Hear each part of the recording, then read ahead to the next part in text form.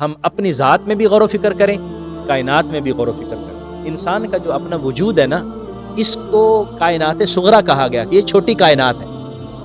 یہ جو بڑی کائنات ہے اس کا خلاصہ انسان ہے، اور اس لیے اللہ تعالیٰ نے فرمایا تھا اپنی آپ میں بھی غور و فکر کرو۔ انسان اپنی ذات میں بھی غور و فکر کرے تو حیران رہ جاتا ہے، اور کائنات کا سارا نظام جو ہے وہ انسان کی نہ سوچ میں آ سکتا ہے، نہ اس کے فہم اور ادراک میں آ سکتا ہے۔ بس وہ سوچتا جائے، دیکھتا جائے، چیزوں کو پرکھتا جائے، اور اللہ کی قدرت اور اس مالک کی شہنشاہیت پر ایمان کامل رکھتا جائے۔ یہی انسان کی سوچ اور فہم تقاضا کرتی ہے، اور وہی عقل مند اور باشعور انسان ہے جو اللہ تبارک و تعالیٰ کی پہچان اور معرفت کی کوشش کرتے ہیں اور وہاں تک پہنچتے ہیں۔ ایک پھول کو آپ دیکھیں نا جی، پھول کی کلی کو پکڑ کے دیکھیں اور اس کا ایک پرت اتاریں تو آپ حیران رہ جائیں گے۔ ایک کے ساتھ دوسرا جڑا ہوا ہے، دوسرے کے ساتھ تیسرا جڑا ہوا ہے، اور پھر ہر پھول کی خوشبو علیحدہ ہے، موتیے کی خوشبو علیحدہ ہے، گلاب کی خوشبو علیحدہ ہے، چنبیلی کی خوشبو علیحدہ ہے۔ یہ مالک ہے جو اتنی خوبصورتی کے ساتھ تخلیق بھی فرماتا ہے اور ان میں ایسی خوشبوئیں بھی عطا فرماتا ہے۔ اور آپ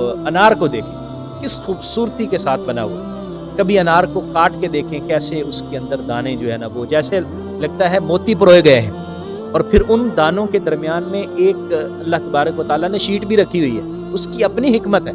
دانوں کے درمیان ایک پردہ ہوتا ہے، اور وہ پردہ جو ہے وہ کیسے دانوں کو ترتیب دیتا ہے، یہ اس مالک کی خوبصورتی کے ساتھ سجائی ہوئی ساری تخلیق ہے۔ انسان ایک ایک چیز میں غور و فکر کرے تو حیران رہ جاتا ہے کہ یہ چیزیں کیسے بنتی ہیں، یہ کیسے معرض وجود میں آتی ہیں۔ پھر انسان جب غور و فکر کرتا ہے تو اس مالک کی تخلیق تک پہنچتا ہے، اور پھر اس مالک کی ذات کی معرفت اور پہچان اس کو نصیب ہوتی ہے۔ اب دیکھیے گندم کا خوشہ دیکھیے، اس کا سٹا دیکھیے کہ کیسے ایک دانہ ہے، پھر اس کے ساتھ دوسرا دانہ، پھر ادھر دانہ، پھر ایسے جو ہے وہ پوری بالی دانوں کے ساتھ جو ہے وہ لگی ہوئی ہے۔ اسی طرح آپ چاول دیکھ لیجیے، اسی طرح باجرہ دیکھ لیجیے، یہ جتنی فصلیں ہم دیکھتے ہیں، اور آپ اگر مکئی کو دیکھیں اور اس کی چھلی کو دیکھیں، مکئی کے بھٹے کو دیکھیں تو کس خوبصورتی سے دانے جو ہیں وہ ایسے ترتیب کے اور ایک لائن کے ساتھ لگے ہوئے ہیں۔ یہ کس نے پیدا کی؟ یہ کس نے بنائے؟ اس خالق و مالک نے بنائے۔ اور آج تو انسان کہتا ہے کہ میں بڑا سمجھدار ہوں، اور جو عقل و شعور اللہ نے انسان کو دی ہے وہ کسی اور کے پاس ہے بھی نہیں، انسان کے پاس ہے۔ اور انسان اس عقل و شعور کو کام میں لا کے اللہ کی پہچان حاصل نہ کر پائے اور اللہ تعالیٰ کی معرفت کی طرف نہ جائے، تو پھر تو اس کی عقل کی کیا اہمیت رہی، اور اس کی عقل کا فائدہ کیا ہوا کہ جو اس کو اصل چیز سمجھنے کی طرف لے کے نہیں جا رہی۔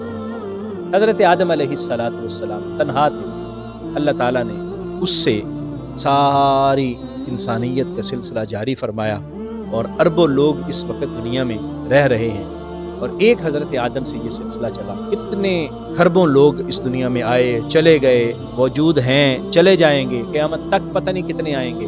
یہ اس مالک کی کاریگری۔